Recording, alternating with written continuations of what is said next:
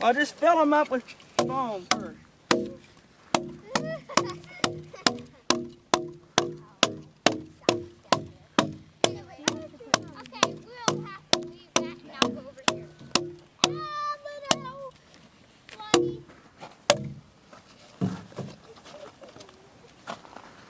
Got some logs, purlins on the bunk down there. There's some of the logs they already put in wool. Some more logs there.